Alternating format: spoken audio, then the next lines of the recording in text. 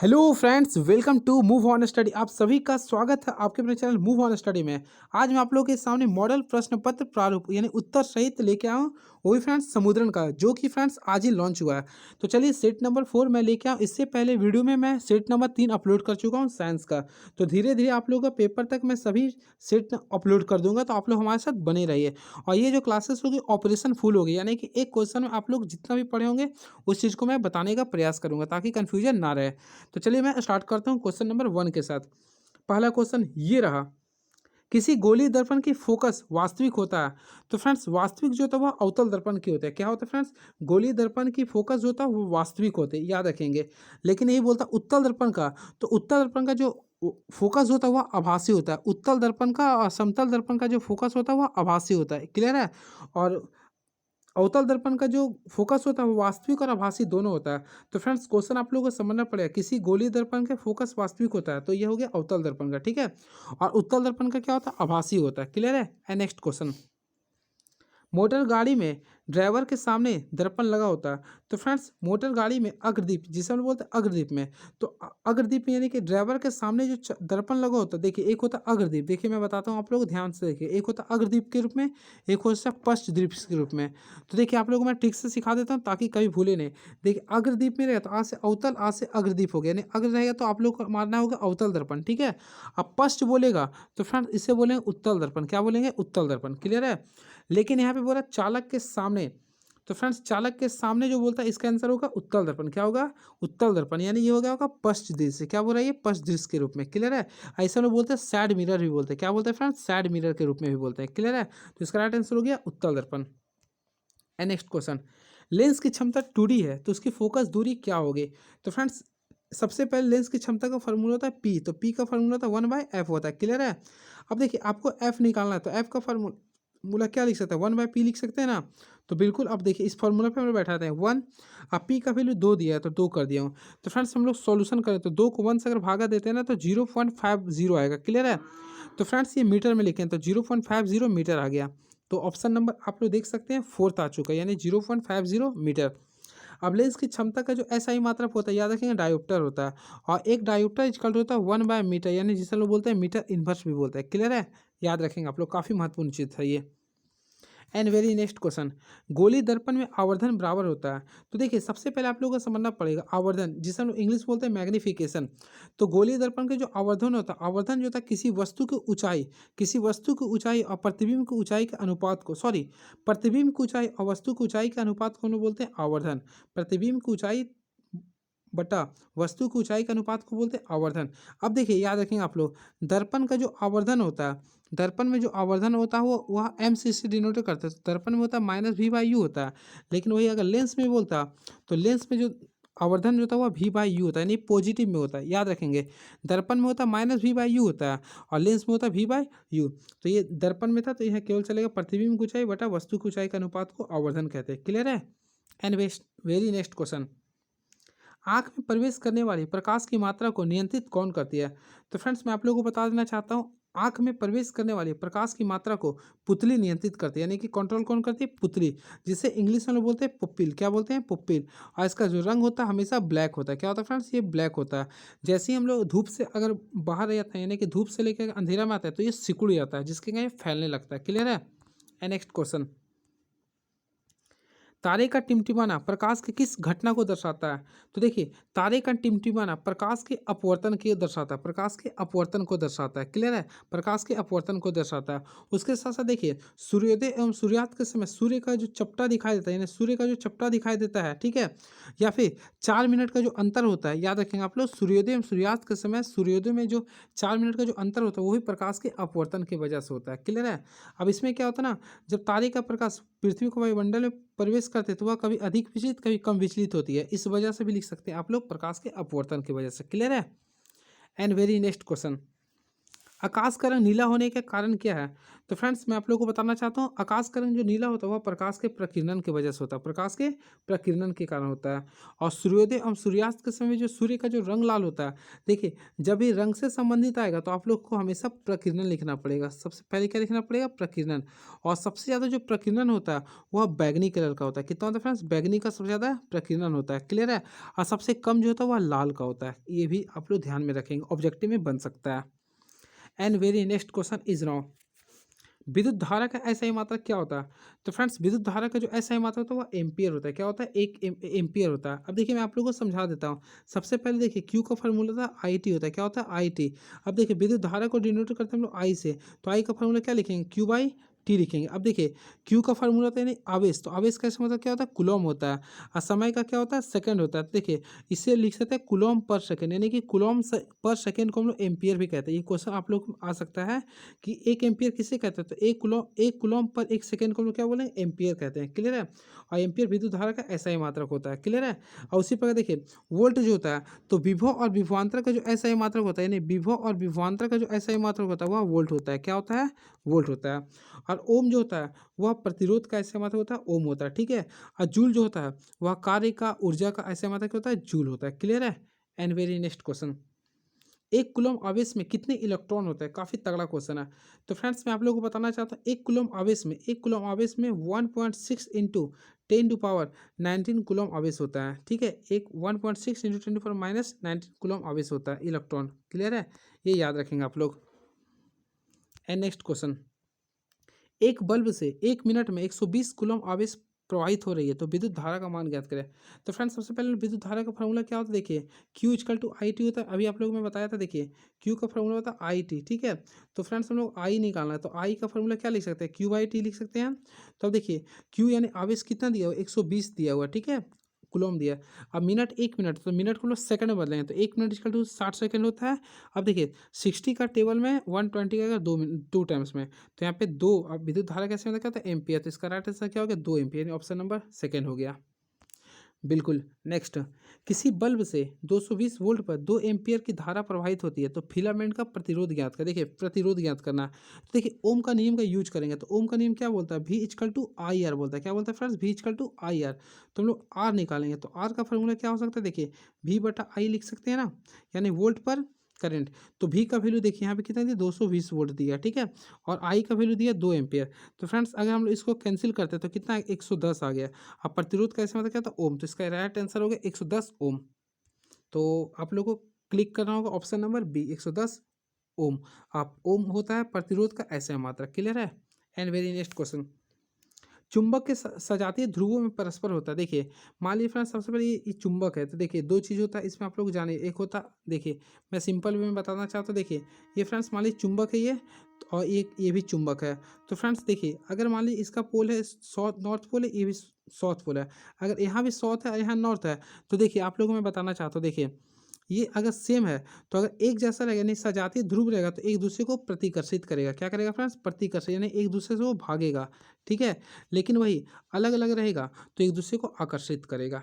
यानी कि देखिए अगर प्लस प्लस रहेगा तो वह एक दूसरे को प्रतिकर्षित करेगा, माइनस प्लस भी रहेगा तो क्या करेगा? सॉरी, और माइनस माइनस भी रहेगा तो वह प्रतिकर्षित करेगा, लेकिन प्लस माइनस या फिर माइनस प्लस रहेगा तो वो आकर्षित करेगा।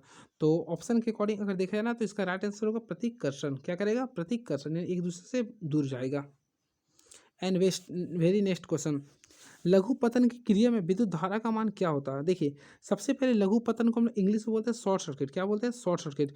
तो शॉर्ट सर्किट कब क्या होता है ना, जब किसी भी कारणवश गर्म तार, तो गर्म तार हम लोग को नहीं लिखना, वहाँ पे लिखना पड़ेगा विद्युतमय तार, यानी जब किसी कारणवश विद्युतमय तार और उदासीन तार आपस में संपर्क में आती है। क्या होती है? दोनों आपस में संपर्क में आती है, तो उस समय क्या होता है ना, विद्युत धारा का मान बहुत अधिक हो जाता है। विद्युत धारा का मान क्या होता है? बहुत अधिक हो जाता है। और प्रतिरोध का मान जीरो हो जाता है, यानी कि प्रतिरोध का मान क्या होता है? प्रतिरोध का मान हो जाता है उस समय जीरो। क्या होता था?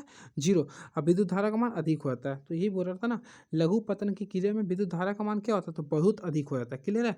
और प्रतिरोध का मान शून्य होता है। ये भी क्वेश्चन आ सकता है आप लोग का। क्लियर है? एंड वेरी नेक्स्ट क्वेश्चन, देखिए अब आ चुके हम लोग केमिस्ट्री में, माइस्टिच केमिकल।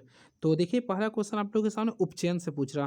तो फ्रेंड्स ये क्वेश्चन बोल रहा है इसमें किसका उपचयन हो रहा। तो आप लोग सबसे पहले उपचयन देखिए, उपचयन किसे कहते हैं ना, वैसे रासायनिक अभिक्रिया जिसमें ऑक्सीजन में वृद्धि होती है, यानी कि जिसमें ऑक्सीजन में वृद्धि होती है और हाइड्रोजन में कमी होता है, उसे हम लोग बोलते हैं उपचयन। क्लियर है। और इसे हम लोग ऑक्सीकरण भी कहते हैं। क्लियर है ना। तो देखिए और उपचयन जो होता है वह केवल अभिकारक में होता है। तो देखिए जिसमें ऑक्सीजन की संख्या में वृद्धि हो रहा है, तो आप लोग ध्यान से देखें इक्वेशन। देखिए यहाँ पे कार्बन था, लेकिन यहाँ पे क्या आ गया, कार्बन मोनोऑक्साइड। यानी फ्रेंड्स यहाँ देखिए कार्बन था, अब यहाँ पे क्या आ गया, CO आ गया। तो अगर ध्यान से आप लोग देखेंगे तो फ्रेंड देखिए यहाँ पे C था, यहाँ पे CO आ गया। क्लियर है ना। तो इसमें ऑक्सीजन की संख्या में वृद्धि हो गया।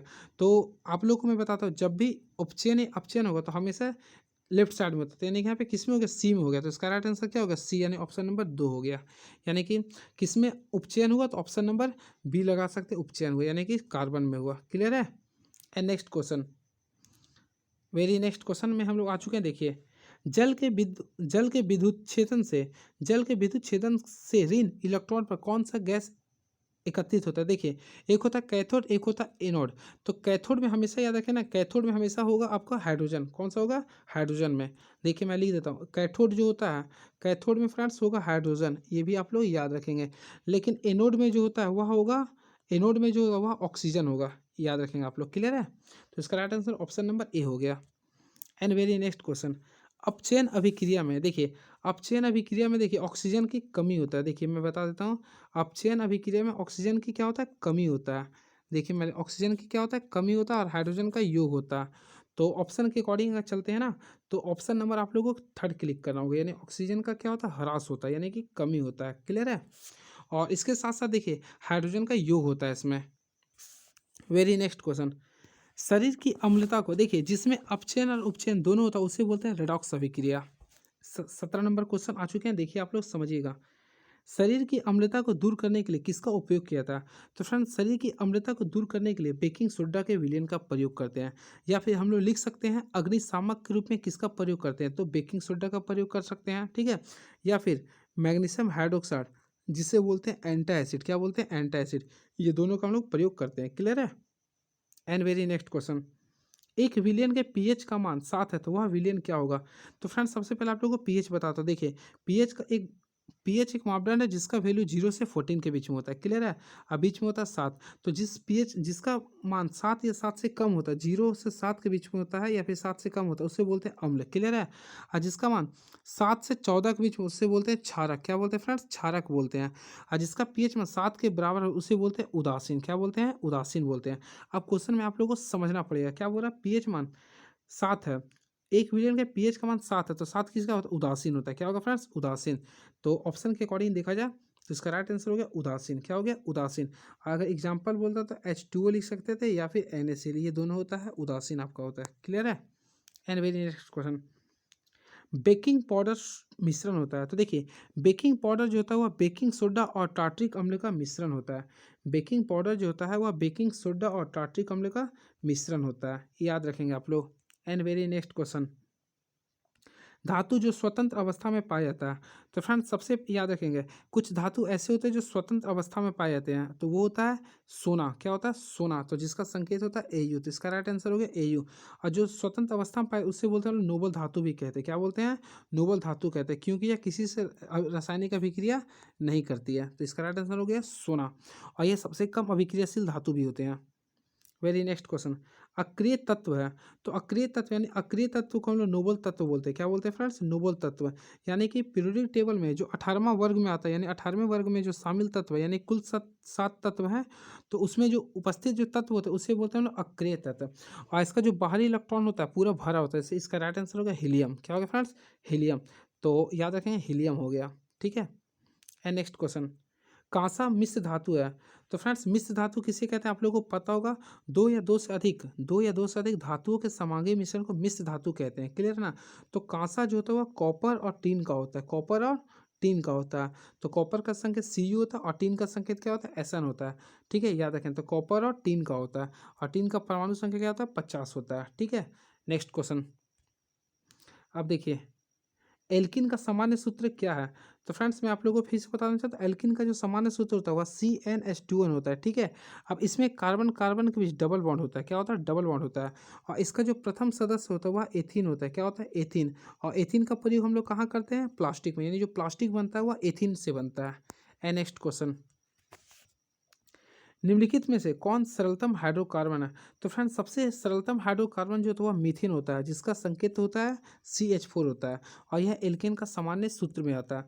तो इसका राइट आंसर होगा ऑप्शन नंबर ए, यानी मीथेन। मीथेन सबसे सरलतम हाइड्रोकार्बन होता है, क्लियर है, जिसका सामान्य सूत्र होता है CH4 होता है। And very next question, OH प्रक्रियात्मक समूह का नाम क्या है।